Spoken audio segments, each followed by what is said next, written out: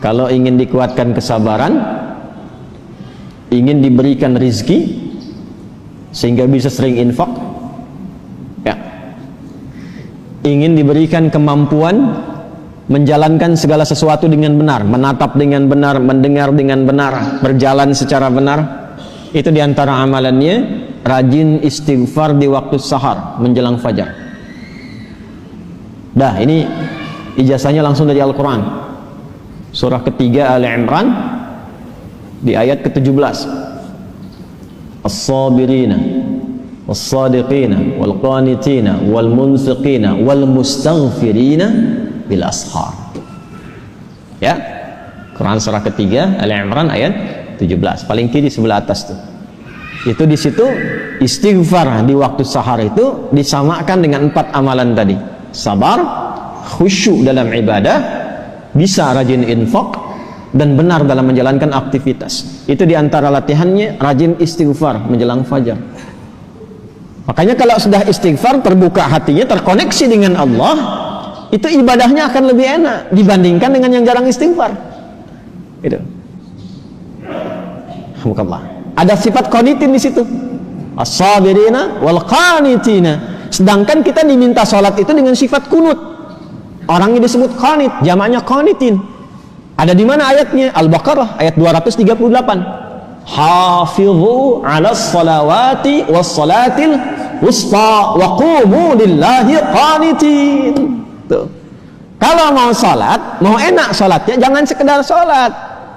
Memang betul sudah selesai, ya, menuntaskan kewajiban, beban kewajibannya hilang, tapi kenikmatannya dapat nggak?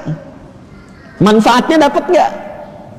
Kalau ingin menikmati salat, ingin dapat manfaatnya, dapat ketenangan, terkoneksi dengan Allah, doanya cepat dijawab, maka khusyuklah dalam salat. Nah, di antara cara mendapatkan khusyuk itu istighfar, dibuka. Sehingga sekat-sekat yang membuka kita itu, yang menghambat koneksi kita dengan Allah itu terbuka. Ini dari Quran. Dari Quran. Nah, dibiasakan istighfar paling enak itu di waktu sahar menjelang fajar.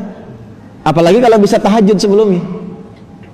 Kalau bisa tahajud, ya, tahajud, kemudian istighfar, terbuka hati, rajin memberi, di situ itu disebut langsung oleh Quran, kalau dia bertahan dengan itu sampai wafat, itu disebut sebagai calon penghuni taman surga yang sedang beraktivitas di bumi.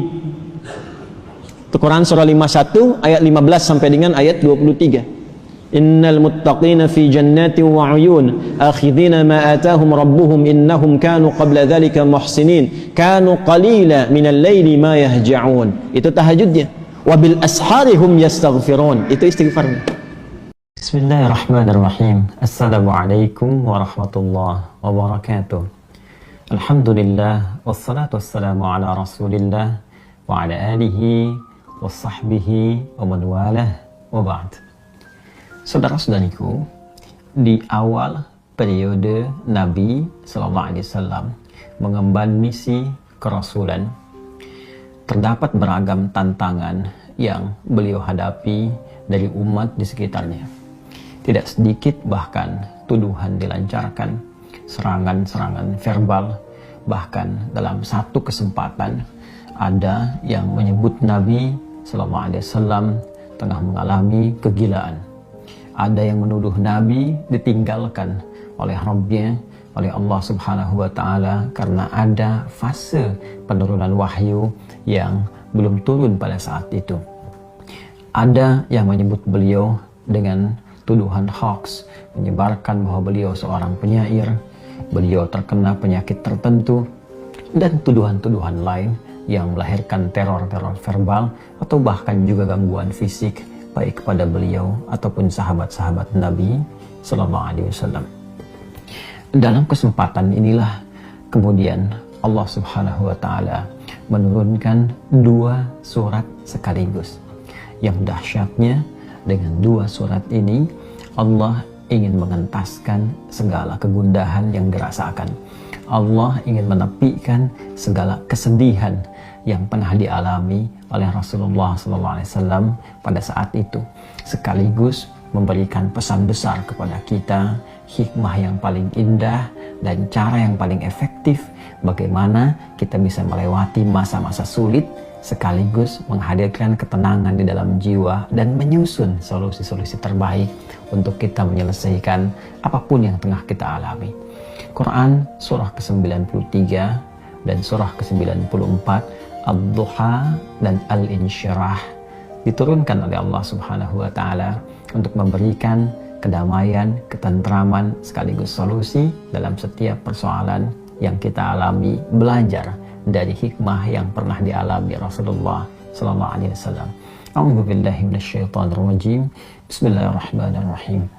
Wad-duha wal-laili idza saja ma wadda'aka rabbuka wa ma qala walal akhiratu khairul laka minal ula walasawfa yu'tika rabbuka fatarda alam yajidka yatima fa'awa ووجدك ضالا فهدى ووجدك عائلا فأغنى فأما اليتيم فلا تقهر وأما السائل فلا تنهر وأما بنعمة ربك فحدث. والضحى, demi waktu duha yang menghadirkan berbagai ketenangan, kenyamanan dengan pancaran cahayanya sehingga kita merasakan suasana suka. Wal-laili idza saja, ataupun suasana malam yang dipenuhi diselimuti dengan gulita sehingga sulit kita beraktivitas. Dua ayat ini menggambarkan dua suasana yang saling berlawanan. Satu, suasana suka yang dilukiskan dalam waktu duha, dan dua, suasana duka yang sering digambarkan dalam gelap gulita. Allah yang menegaskan, ya Muhammad sallallahu alaihi wasallam, tanamkan dalam jiwamu, aku bersumpah demi keadaanmu yang dalam keadaan suka ataupun dalam keadaan duka seperti gelap gulita, ma wadda'aka rabbuka wa ma qala, maka Rabbmu yang merawatmu, menyayangimu, memperhatikanmu tidak akan pernah meninggalkanmu sedikit pun, baik dalam keadaan suka ataupun duka. Aku akan menyertaimu dan memberikan solusi dalam setiap persoalanmu. Walal akhiratu khairul laka minal ula, dan sungguh akhirat itu lebih bagus, lebih utama dibandingkan dengan persoalan-persoalan dunia yang tengah kau hadapi saat ini.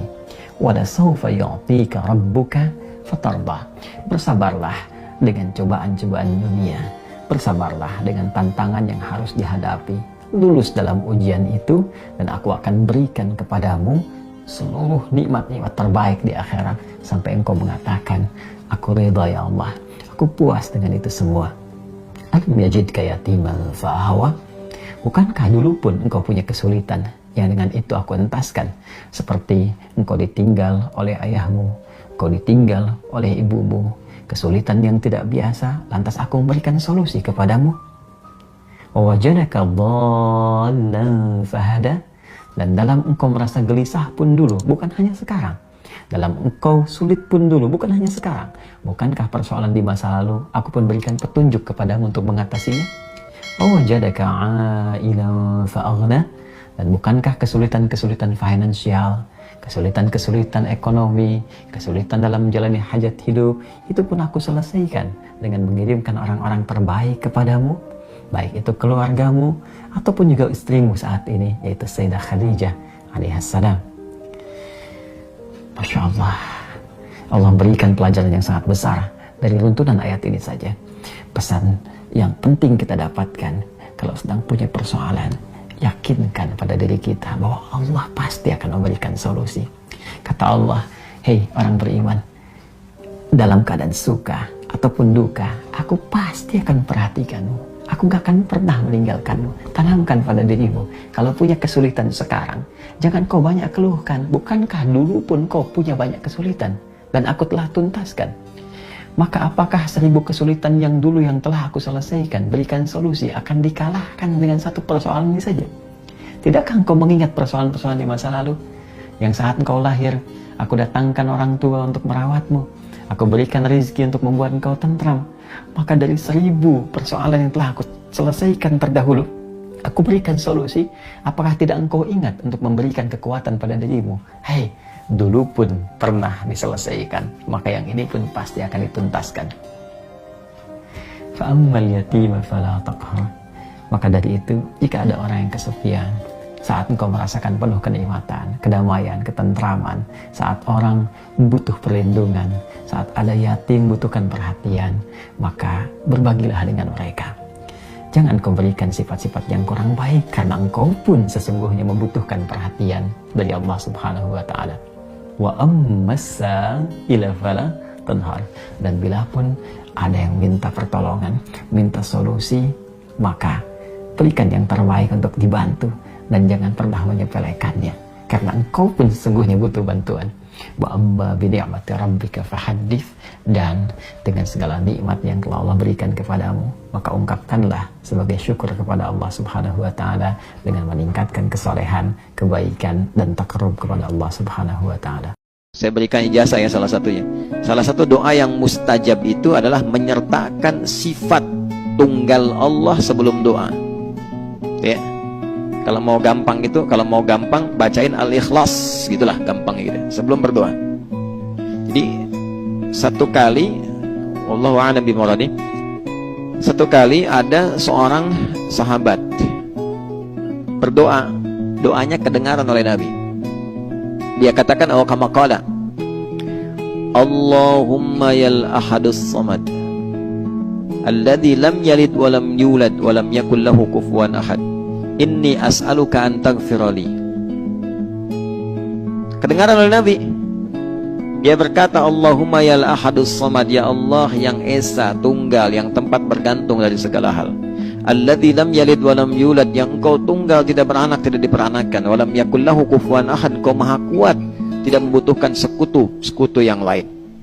Inni as'aluka an taghfirali. Saya enggak minta banyak ya Allah, dengan semua sifat muliamu ini saya mohon ampuni saya. Kata Nabi, atau kama qala, ya, hal alimta bima taqul, tahu enggak kamu barusan berdoa itu bilang apa? Dijawab orang ini, atau kama qala Allah wa rasuluhu a'lam, laqad da'auta bismillahil a'zam idza du'iya bihi ajaba wa idza su'ila bihi a'ta. Engkau baru saja berdoa dengan dibuka menggunakan nama Allah yang paling agung, yang kalau engkau mulai dengan itu, semua doa akan dijawab, permintaan akan diberikan.